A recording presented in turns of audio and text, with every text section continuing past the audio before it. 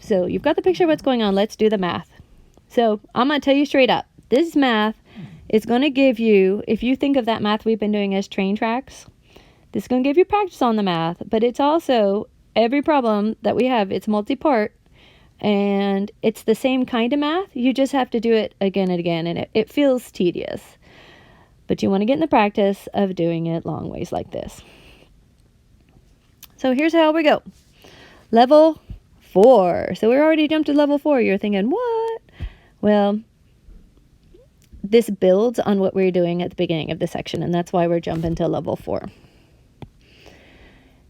So the way you know if it's a limiting reactant problem is that it'll say 10 grams of something and another gram amount of something else, especially if this is a reactant and if this is a reactant.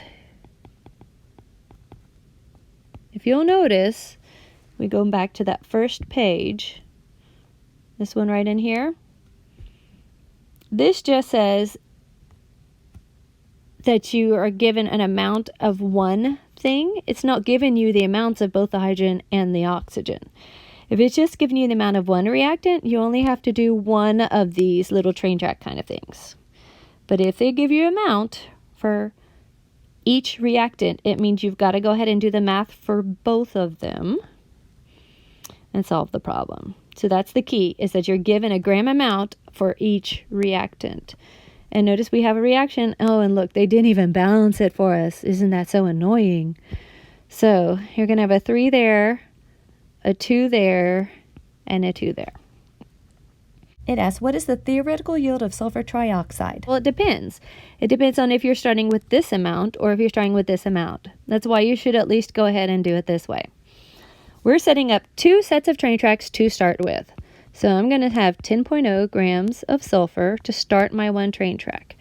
Reminding myself that what I'm aiming for is, it wants me to know the yield of the sulfur trioxide. So that's, whenever they ask yield, that's a gram amount. They want to know grams of sulfur trioxide.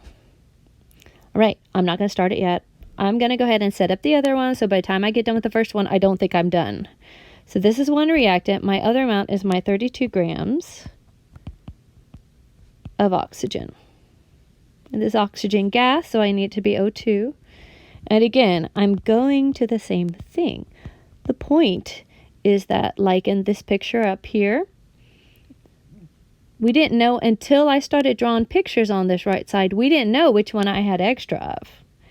And that's the whole thing, is I don't know which one I have extra molecules of just looking at the gram amount. It's hard to tell.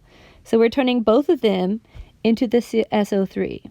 The one that gives us the least amount is going to be the one that gives us the answer. Kind of like up here.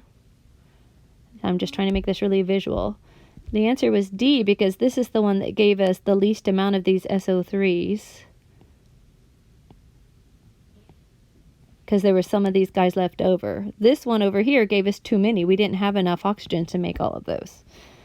So our point is we're going to compare 2 numbers at the end of this. In Newton, if they have you do a mole to mole conversion, you do it the same way. But I kind of sort of recommend just going to the grams for every single problem so you're not confused. So we're going to say grams of sulfur into moles of sulfur.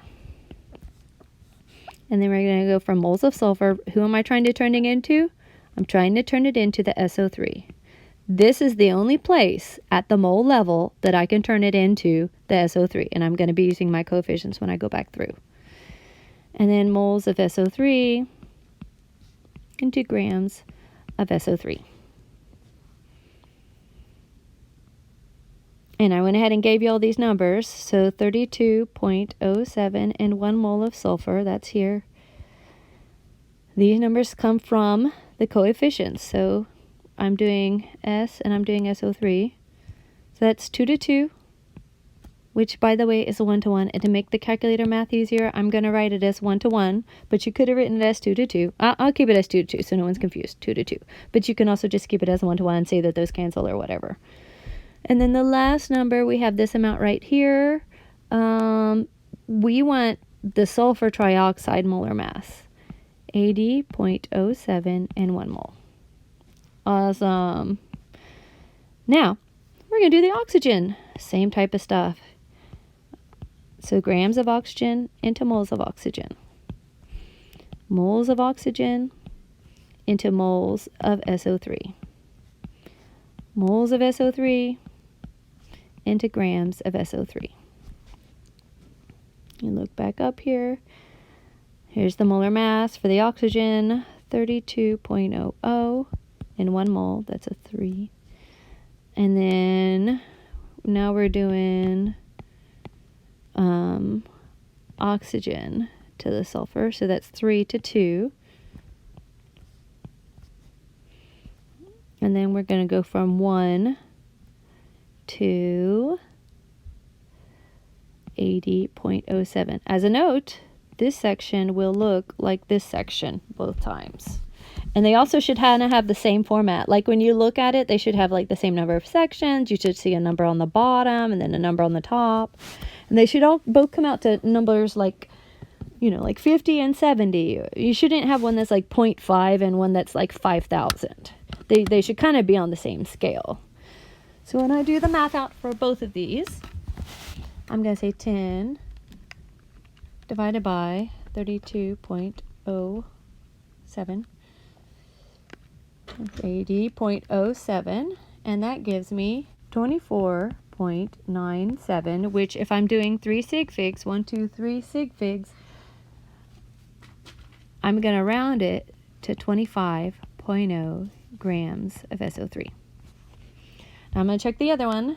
32 divided by 32.00 times 2 divided by 3 times 80.07, and that gives me 53.38 grams of SO3. And again, I've got 1, 2, 3 sig figs, so that means that I should be writing down 53.4 grams of SO3. Now, here's that point, like in that problem where you saw the boxes with the different numbers. Here's the point that you compare. So you want to compare the smaller is real. So, which is what I tell everyone. Immediately, once you've done that comparison at the end, if you can tell there's something up, cross this number out so you don't accidentally use it. Go over to the other side and write down that this is excess, because the excess is the one that's going to give you too big of the number, and then also write down that this is limiting. If you do your problems this way every time, they always are multi-part. They always want to know the limiting, the excess. This goes ahead and gets you to the information right away. So question 8, what's the theoretical yield? We had to work out both of them to figure out that this between the two numbers was the theoretical yield. Which is limiting and excess? Well, we already said this is limiting, this is excess. The one that gives the big number right here is the excess. The limiting is the one that gives us the small, the real number. How much limiting was used in the reaction? So this is just like a thought process. So if this is limiting, then all of the 10.0 grams of sulfur all those grams were used. But there was going to be leftover oxygen. Does that make sense? If it's limiting, all of the limiting thing is what's used. Now, there's often a part D, and they want to know how much excess was left over. This requires a third train track. And you're thinking, oh my goodness. I know. But this is chemistry, and this is the math. This is like, I don't know, this is the math that you've got to learn how to do.